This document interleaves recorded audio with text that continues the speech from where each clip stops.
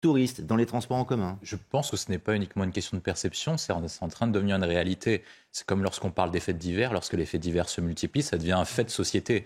Ce qui se joue notamment dans ces villes-là, c'est que l'art de vie à la française est menacé dans la mesure où les Françaises et les Français sont obligés de modifier leur comportement face à la menace de l'insécurité.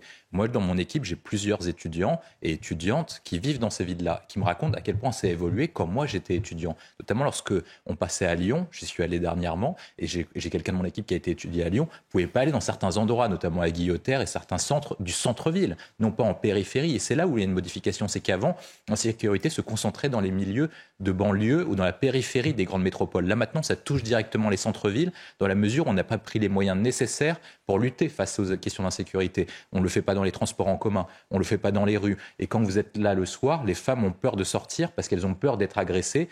Et c'est pour ça qu'ils modifient leur comportement. C'est-à-dire qu'avant, vous pouvez rentrer en transport en commun. Maintenant, vous prenez davantage les VTC ou un taxi pour rentrer. Donc l'art de vie français est en train d'être menacé parce que les maires ont délaissé cette question-là. Je pense qu'il y a deux enjeux qui sont les plus importants. Un, il faut que le gouvernement mène une politique qui soit cohérente, à la fois sur la question sécuritaire, mais également sur la question migratoire, parce que Gérald Darmanin a dit qu'il y avait un lien entre l'immigration et l'insécurité. Donc il faut lutter contre l'immigration pour limiter l'insécurité. Ensuite, après, il faut résoudre le problème de stock. À la fois, le gouvernement doit prendre sa part, mais surtout, les maires de Paris, de Nantes, de Marseille et de Lyon ne doivent pas dire que c'est un sentiment d'insécurité, mais que l'insécurité est réelle et qu'il faut lutter contre ça en déployant des effectifs de police municipale à la fois pour stationner, pour réprimer et ensuite après les faire comparaître en justice pour écarter les personnes qui sont nuisibles en dehors de la société.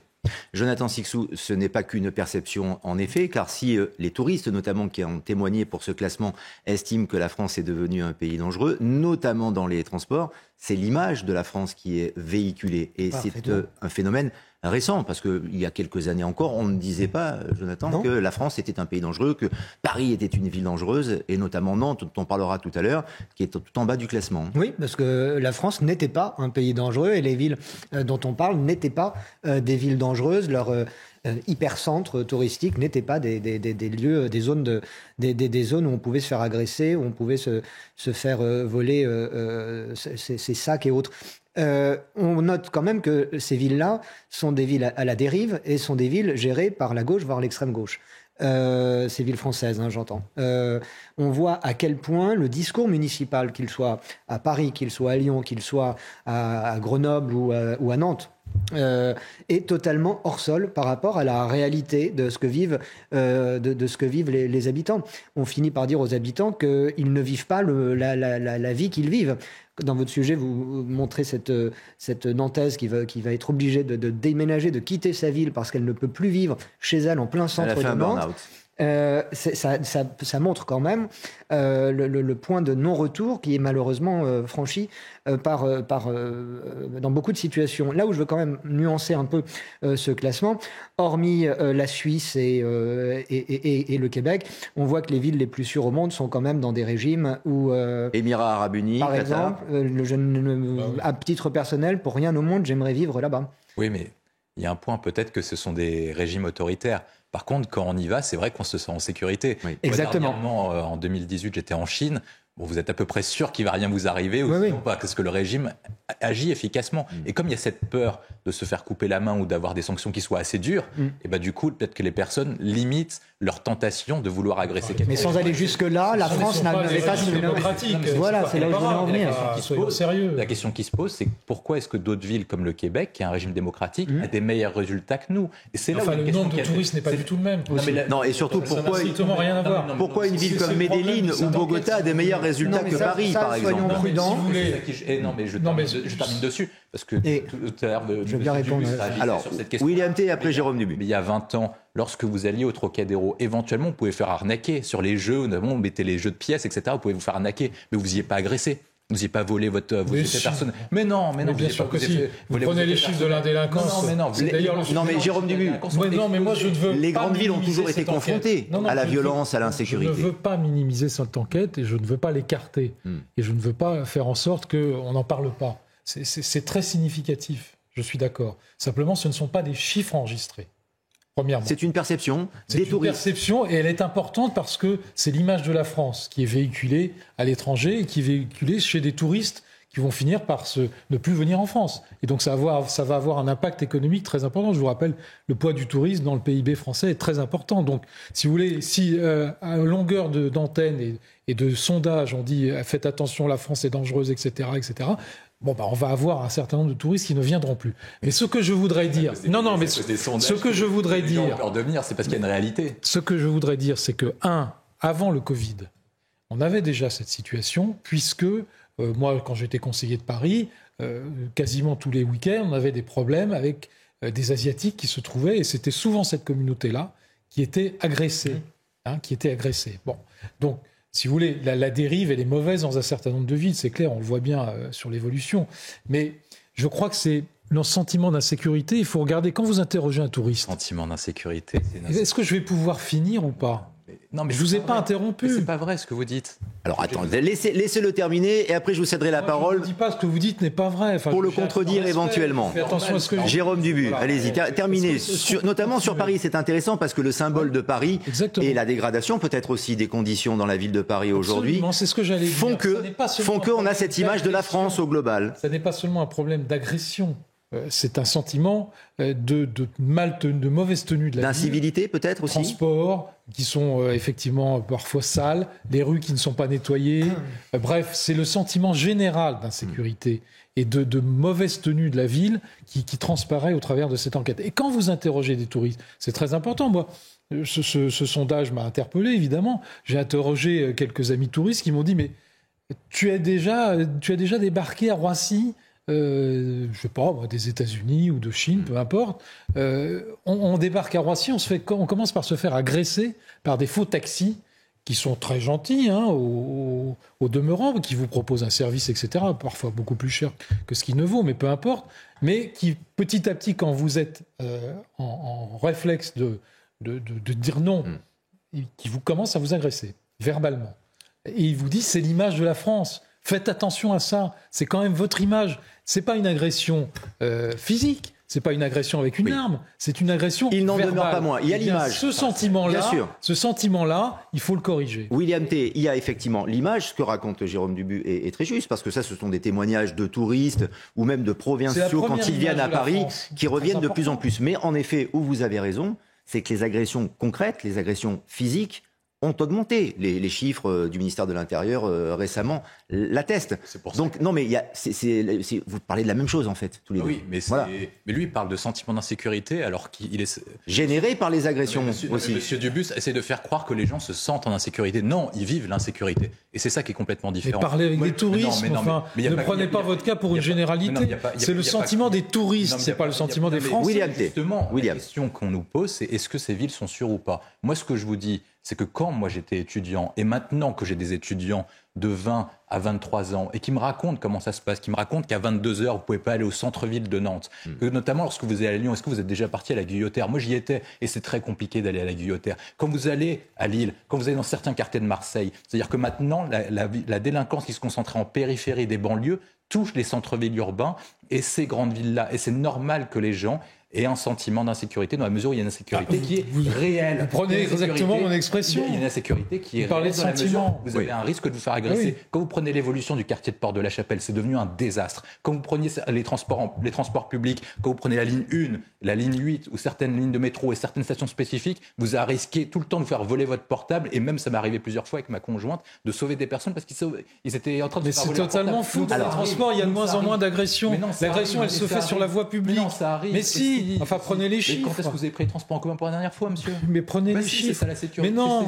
Mais vous exploitez ce sentiment. C'est ça que je n'aime pas. Non, c'est pas un mais sentiment. Si, vous exploitez ce sentiment. En parler, c'est l'exploiter. C'est ça que je ne comprends pas. Mais justement, moi j'essaye d'en. On en parle justement. On en parle. J'en parle très calmement et je ne l'exploite pas. Voilà, c'est tout le problème. C'est la différence entre William et moi. Après, il essaye de l'exploiter à des fins politiques. Moi, j'essaye d'être objectif, c'est tout. Il y a le ressenti. Il y a le ressenti aussi, puisque nous vivons tous, vous vivez tous à Paris ou en région parisienne. Il y a le ressenti du microcosme parisien quand on parle des transports en commun, du métro, du RER à Paris. Mais il y a aussi ce qu'il se passe dans les autres villes, les autres grandes villes de France. Et on a vu le classement, on va le revoir sur les villes françaises.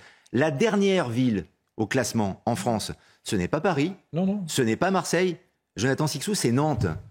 C'est Nantes. Nantes, il y a encore quelques années, voire quelques mois, Nantes, c'était la douceur de vivre.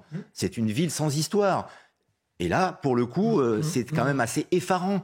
C'est la dernière ville, la perception des touristes dans le monde pour la ville de Nantes est pire que Bogota. Alors, j'ai rien contre Bogota, mais tout de même, en termes d'image, c'est gênant. Oui. En termes d'image, je dirais que c'est plutôt cocasse, parce que j'ai du mal, même si Nantes est devenue invivable pour les Nantais, j'ai du mal sans éléments concrets, me dire qu'une rue de Nantes est bien moins sûre qu'une rue de Bogota. Ce sont les chiffres. Après, on fait dire ce qu'on veut aux chiffres. C'est comme les sondages, vous voyez, c'est pareil. Bon. Ensuite, ça illustre quoi ? Ça illustre la gestion catastrophique et pathétique de cette ville depuis des décennies. Jean-Marc Ayrault a été à la tête de cette ville pendant longtemps, avec une gestion particulièrement discutable des communautés différentes qui pouvaient habiter, se cohabiter dans cette ville jusqu'à un passé proche. Et on voit là, dans le cas spécifiquement nantais, que c'est une nouvelle fois, là aussi, le centre-ville qui était plutôt préservé, qui devient le lieu de réunion de dealers, le lieu de règlement de comptes entre bandes, des phénomènes nouveaux par leur proportion et nouveaux également par l'intensité des violences qu'ils génèrent. Et Nantes a le malheur de connaître ça. La ville de Rennes est terrible aussi. Les rues de Rennes, où il y a des apéros géants avant Rennes est un tout petit peu mieux classé, vous le voyez quand même à l'écran. Un tout petit peu mieux. Un peu mieux. Mais la situation à Nantes, en plus, les signaux envoyés par la mairie de Nantes, les 34, là, ne donne absolument pas l'idée qu'une politique va être inversée pour davantage offrir de sécurité, de tranquillité et de propreté aux habitants de cette ville. C'est tout le contraire, comme à Paris d'ailleurs. Jérôme Dubu et après William T. Sur la ville de Nantes, que s'est-il passé ? Parce que c'est quand on ne s'occupe pas du centre-ville, la ville est à l'abandon. Pendant très longtemps, la sécurité à Paris était plutôt bonne. Pourquoi ? Tout simplement parce qu'il y avait des forces de police en nombre qui étaient des forces qui exerçaient une responsabilité sur la protection de l'État, protection des manifestations, chef d'État en visite, etc. Donc ça donnait un sentiment de présence des forces de police très important. Et c'est pour ça que Paris a été protégé. Alors, la maire de Paris a mis un temps fou à créer une police municipale, qui d'ailleurs est un échec total, puisqu'elle n'arrive pas à recruter. Ce qui pose aussi le problème du recrutement dans les fonctions régaliennes de l'État, mais on en reparlera tout à l'heure sur les professeurs. Mais quant à Nantes, c'est une catastrophe. Pourquoi ? Parce qu'on a tardé à créer une police municipale. Aujourd'hui, la police municipale, il y a beaucoup de problèmes de rémunération, d'encadrement, etc. Et surtout, la police municipale de Nantes, la maire de Nantes et ses prédécesseurs ont refusé que ce soit une police armée. Bon, c'est comme à Paris, qu'est-ce que vous voulez ? Il y a un moment où vous ne pourrez pas recruter des gens si vous ne les défendez pas. Juste un petit mot avec William T. sur ce sujet, et j'aimerais après qu'on prolonge le débat avec un autre fait de violence et une autre agression en région parisienne, mais toute différente de celle qui aurait pu être incrémentée dans ce sondage. William. Mais sur Nantes, sur Paris, sur Marseille et sur d'autres villes, qu'est-ce qui s'est passé concrètement pour qu'en fait on ait des chiffres qui soient de plus en plus importants sur les violences et les agressions ? En fait, c'est là une stratégie qui a été menée notamment par les différents maires socialistes dans les alliances écologiques avec les communistes et l'extrême gauche. C'est qu'en fait, ils se sont dit, pour conserver la ville, qu'est-ce qu'on va faire ? On va mettre en place de plus en plus d'HLM, et pour sécuriser un électorat, ce qui s'appelle la stratégie Terra Nova, on fait venir des minorités d'origine ou des étrangers pour sécuriser. C'est pour ça en plus qu'ils veulent mettre ce qu'on appelle le droit de vote des étrangers, pour sécuriser la ville d'un point de vue tactique. Et quand vous prenez cette première condition, donc vous avez des populations qui sont différentes d'il y a 20 ou d'il y a 30 ans, c'est le premier élément. Le deuxième point, c'est qu'ils ont dit que le véritable souci est un souci social et pas culturel, identitaire et sécuritaire. Et donc ils se sont dit, pour sortir ces personnes-là de la délinquance, de la criminalité organisée, et ben du coup il suffit juste de leur trouver un travail et ils vont sortir de cette donnée-là. Et quand vous enlevez les aspects identitaires, culturels et sécuritaires, et ben vous répondez pas concrètement à la question. Mais tout a été une stratégie qui a été clairement mise en place. Ça veut dire que quand vous faites venir des populations dites spécifiques, qui s'agglomèrent en communauté entre eux, qui ensuite n'arrivent pas à s'intégrer dans la vie économique, notamment des grandes métropoles, parce que dans les grandes métropoles vous avez des emplois qui sont très qualifiés. Et ben ces personnes-là se tournent vers la délinquance pour combler leur niveau de vie. On ne fait pas venir des gens comme ça. En France, ça n'existe pas. On n'est pas en Chine, encore une fois. On ne déplace pas des populations comme ça au gré des désirs des maires. Ça n'existe pas. Expliquez-nous un peu plus. Je ne sais pas ce que vous avez foutu comme conseiller de Paris, mais quand vous regardez la politique notamment menée par Anne Hidalgo en termes de logements sociaux. Vous demandez au maire du 15e, au maire du 16e, et je ne sais pas ce que vous faisiez. Mais au maire du 16e, on est à 7% de logements sociaux. C'est la catastrophe dans le 16e. 7%, effectivement, c'est horrible. Et ensuite, je ne sais pas ce que vous faisiez à la mairie du 16e. Les immigrés sont aux portes du 16e, c'est affreux. Enfin, soyons sérieux. Mais les maires le disent très clairement, c'est-à-dire que la politique d'urbanisme qui est menée par la mairie centrale a voulu implanter de plus en plus de logements sociaux, a fait venir des populations d'origine immigrée. Enfin, le logement social n'est pas l'équivalent de l'insécurité. Qu'est-ce que c'est que cette méthode? Qu'est-ce que c'est que ce raisonnement? Vous m'interrompez toutes les 5 secondes parce que le propos que je tiens vous dérange, et je pense que ça doit faire partie des raisons pour lesquelles vous êtes plus conseiller de Paris. C'est tellement absurde. Ça doit jouer en tout cas. Je pense que notamment sur cette question-là, quand vous avez fait venir ces trucs-là, c'est-à-dire que vous aviez la même politique de logement que dans la Seine-Saint-Denis. Et à partir de ce moment-là, c'est-à-dire que vous avez importé la délinquance des banlieues dans les centres-villes urbains pour sécuriser une élection. C'est ça qui s'est joué dans ces grandes villes, et c'est pour ça que vous avez des phénomènes qui sont de plus en plus décriés, et c'est pour ça que vous avez une évolution à chaque génération. C'est votre position. On reste sur cette insécurité, évêque. Donc on va taper quelqu'un, on va filmer et on va mettre ça sur les réseaux sociaux. Mais vous avez parfaitement raison. Moi, je peux le dire. C'est-à-dire que quand j'étais dans un collège qui était à proximité d'une cité, j'ai déjà vécu des types de situations similaires. À l'époque, il y avait un jeu qui s'appelait le jeu du petit pont. Ça veut dire qu'en fait, ce qu'on faisait, c'est qu'on disait un prétexte, et celui qui mettait un petit pont à l'autre, et celui qui se prenait un petit pont au foot, se faisait tabasser. Donc j'ai déjà connu ça. Par tout le monde en groupe. Par tout le monde en groupe. Exactement. J'ai déjà connu ça. Donc ça existe. La différence, comme vous l'avez souligné, c'est qu'en plus, la société s'est ensauvagée, et en plus, maintenant, on a les réseaux sociaux qui illustrent et qui démontrent le réel de plus en plus. Parce que quand vous prenez des actes de banalisation de violence chez les jeunes, moi, j'invite les gens à se renseigner, et il y a des actes qui sont recensés, c'est disponible sur Internet, sur ce qui se passe notamment en Seine-Saint-Denis. C'est-à-dire que vous avez des actes, parfois, où des gamins de 10 ans arrivent devant l'école pour menacer un professeur avec une hache. Avec une hache, à 10 ans. Et ça arrive, et si par cas, ils n'arrivent pas à se faire justice lui-même, ils appellent leurs grands frères, leurs cousins et leurs parents pour le faire. Et ça, je pense que Jonathan Sixou, chez Causeur, doit l'illustrer parfaitement. Ça existe de plus en plus. Et la question qu'on doit se poser, c'est comment on fait pour lutter contre ça. Je pense que Jonathan a révélé un bon point. C'est est-ce que le politique veut restaurer l'autorité de l'État? C'est un des sujets qui se pose. En quelques secondes, je pose la question à Jérôme Dubus, parce qu'on doit marquer une pause en quelques instants. À chaque fois, on parle de sentiment d'insécurité ou de sentiment. Ça devient une réalité, malheureusement. On peut dire, oui, mais vous attisez la colère. Non, on décrit le réel. Et si vous ne comprenez pas le réel, vous n'êtes pas en état de résoudre quelque situation que ce soit. Et la vérité, c'est qu'avec votre classement et avec ce qu'on voit et les témoignages que vous diffusez sur le crack et sur différents quartiers de Paris, c'est que Paris et la France est en voie vers la tiers-mondialisation. C'est ça la réalité de la situation. C'est-à-dire que l'autorité de l'État n'est plus là. La situation des riverains est catastrophique, parce que tous ces quartiers-là, peut-être que M. Dubus a raison, il y a 20 ans c'était déjà comme ça, mais il y a 30 ans, il y a 40 ans, ces quartiers-là étaient encore paisibles. Donc il y a eu une évolution sur ce qui s'est passé. Je dis 20 ans parce que je mets en exergue l'impuissance publique. On est d'accord. On est d'accord. Mais ces quartiers-là, à un moment, étaient vivables. Et la question qu'on se pose, c'est lorsque l'argent public se fait rare et que l'autorité du politique devient de plus en plus faible et qu'on n'a pas les moyens d'agir partout, c'est qu'il faut mettre des priorités. Si on se concentre davantage sur les consommateurs de crack que sur les riverains, on n'y arrivera jamais.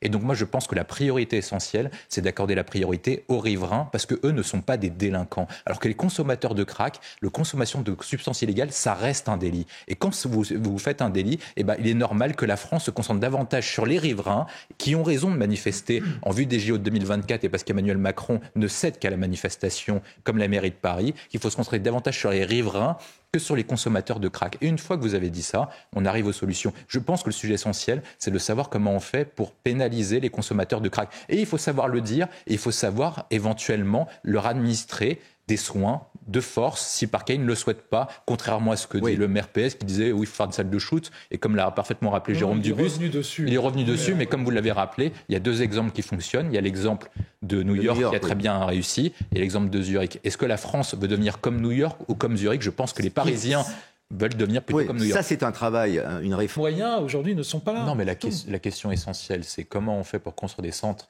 administratifs de soins le plus rapidement possible et de toute urgence. Et le sujet, c'est qu'en fait, depuis des années, chacun se renvoie la balle parce que personne ne veut payer. Le gouvernement ne veut pas payer, la mairie de Paris ne veut pas payer, alors que normalement, ça doit être la mairie de Paris qui paye, parce que c'est eux qui ont la compétence sociale, mais comme ils n'ont plus un rond dans la mesure où Anne Hidalgo a dilapidé, en fait, chacun se renvoie la balle. Et c'est une affaire de pognon. Il y a des bonnes idées, mais il n'y a pas de moyens. Il y a deux sujets, c'est qu'en fait, on marche sur la tête, à la fois sur le dispositif des squatteurs, où on a l'impression que le droit protège davantage les squatteurs que les propriétaires, et également sur la question de la facture d'eau. Moi, mon père a déjà rencontré le même problème, et parfois c'est assez ahurissant le droit dessus. Mais le gouvernement et les différents gouvernements ont plutôt légiféré dessus, mais ne protègent pas assez dans la mesure où il faut que quelqu'un paye. La personne qui doit payer normalement, c'est les squatteurs. Mais on sait très bien qu'ils ne pourront pas payer parce qu'ils n'ont pas un rond. Et donc éventuellement, on se tourne, comme à chaque fois. Et je pense que c'est le problème en France, c'est qu'on est fort contre les faibles et faible contre les forts. C'est-à-dire qu'ils vont s'attaquer à la seule personne qu'ils sont incapables de retrouver et en état de payer. Donc ça veut dire que le propriétaire du logement, parce que personne ne veut s'attaquer aux véritables soucis, qui sont les squatteurs, et d'aller les retrouver et éventuellement les faire payer, parce qu'on sait qu'ils ne paieront jamais. Et c'est ça le sujet essentiel. Et c'est comment on fait pour modifier cet état de droit qui doit être davantage protéger les Français et les victimes que les délinquants et les criminels. Et c'est ça le sujet essentiel. C'est si on veut conserver l'essentiel de notre identité, qui est la démocratie libérale, il faut que l'état de droit et notre démocratie se modifient et s'adaptent aux nouvelles évolutions et aux nouvelles menaces. Sinon, on risque des sujets comme ce qui se passe dans d'autres pays, comme en Suède et en Italie. Et si on ne veut pas avoir ça, eh bien, il faut que les gouvernements en prennent conscience et comprennent ce qui se passe. Poutine a, depuis le début de sa prise de fonction, au début des années 2000, a compris comment utiliser les règles de droit international contre nous.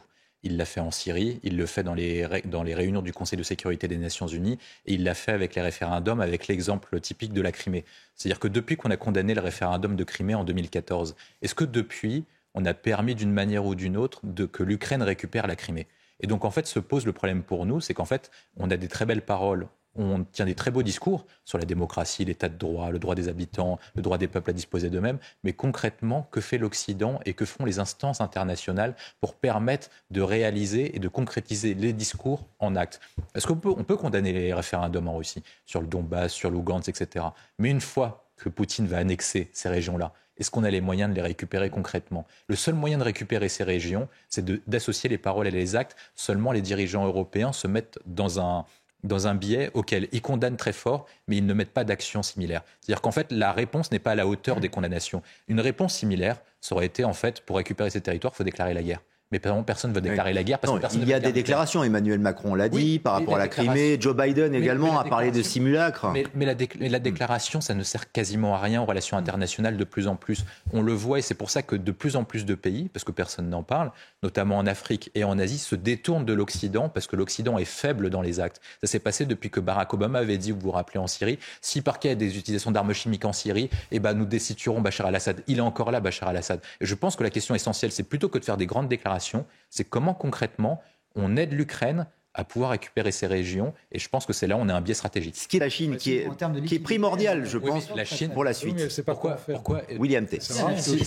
William T. Si on se rappelle bien, quelques semaines avant la déclaration de Vladimir Poutine, Xi Jinping, qui n'est pas sorti du territoire chinois en raison depuis le Covid, est parti voir Vladimir Poutine. Donc ça, c'est le premier élément intéressant. Donc est-ce que Vladimir Poutine et Xi Jinping, le président chinois, n'ont pas discuté de ça ? C'est le premier point. Et quand vous regardez l'attitude de la Chine, parce qu'en fait, la Chine a des intérêts multiples. Elle a besoin de soutenir son allié de la Russie, mais elle a besoin de vendre ses produits manufacturés à l'Union européenne et aux États-Unis. Donc en fait, elle a un jeu trouble depuis le début du conflit. Et c'est ça le point, c'est-à-dire qu'il n'y a pas eu d'évolution de la Chine. Depuis le début, elle tient la même position qui est il faut que ce soit la paix s'arrête, parce que dans la mesure où il y aura la paix, l'économie repartira. C'est le deuxième élément. L'élément qui est le plus intéressant à venir, c'est la question de l'unité européenne sur la condamnation. Et évidemment, tout le monde condamne. Mais là où il y a une différence, et c'est là où je souhaite insister dessus, c'est qu'il y a une différence en termes d'action concrète. Comment on fait pour lutter et pour soutenir l'Ukraine ? C'est là le sujet intéressant. Parce que vous pouvez vous afficher une unité, mais on s'en fiche. En fournissant encore plus d'armes, peut-être ? On s'en fiche de l'unité de parole.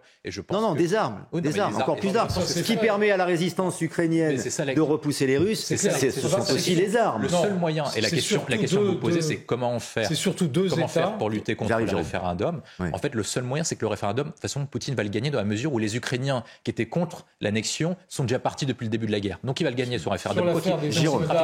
Le sujet essentiel, c'est comment faire des envois d'armes. Attendez, pas deux émissions en même temps. Le sujet essentiel, c'est allez-y, je vous cède la parole, Jérôme. Et le seul moyen de reprendre les territoires, on l'a vécu sur l'expérience de Crimée, c'est de reprendre les territoires physiquement. Qui peut à un moment donné se soulever, parce que là, il fuit, mais je pense que les Russes ne sont pas dupes totalement. Il y a un sujet, quand on avait les derniers instruments disponibles, la cote de popularité de Vladimir Poutine avant le conflit était aux alentours de entre 45 et 60% en fonction des instituts. Au moment où il a déclenché la guerre, sa cote de popularité est passée de 80-90%. Donc ça veut dire que les Russes ont soutenu Vladimir Poutine dans un premier temps. La question essentielle qu'on se pose maintenant les instruments de mesure ne sont pas totalement fiables, c'est est-ce que le soutien à Vladimir Poutine va baisser? Ça, c'est le premier élément. Le deuxième point, c'est est-ce que les familles russes, notamment les mères de famille, les parents, vont accepter que leurs enfants sont envoyés au front, alors que les nouvelles du front ne sont pas si réjouissantes que ça. C'est-à-dire que la Russie gagne un peu, mais ne gagne pas facilement, notamment alors qu'on pensait qu'ils allaient gagner facilement la guerre. Le troisième point, c'est est-ce que dans l'état-major de Vladimir Poutine, donc les armées, le pouvoir politique, il y a quelqu'un ou une organisation capable de destituer Vladimir Poutine. Et donc Vladimir Poutine, qui va se réveiller à un moment donné. Peut-être le sont-ils tous capables, mais qui va se réveiller. On a coupé toutes les relations et qu'on a beaucoup moins d'informations de la part de Russie, dire que des informations sont plus ou moins fiables, comme lorsqu'on avait dit que Vladimir Poutine était malade, c'est-à-dire que les informations qu'on a ne sont pas totalement fiables. Ce qui est possible, c'est que Vladimir Poutine, sentant le vent tourner au niveau de la guerre, le fait que les Ukrainiens arrivent à mener une contre-offensive et qu'il a une pression, notamment dans son administration ou dans l'entourage politique, a décidé de surenchérir pour essayer de renverser et de coaliser et de souder autour de lui. Ça, c'est le premier point. Le deuxième point, c'est est-ce que les opinions publiques occidentales sont capables de tenir les effets des sanctions et la crise économique pour continuer à soutenir l'Ukraine, notamment dans l'envoi d'armes et les sanctions économiques par rapport à la Russie. La clé essentielle de la guerre, c'est quelle opinion publique va durer le plus longtemps. Et alors qu'on pensait il y a quelques semaines que la Russie allait tenir plus longtemps, désormais on a un doute, donc on est peut-être à un tournant de la guerre. Je vous laisse le mot de la fin en 15 secondes.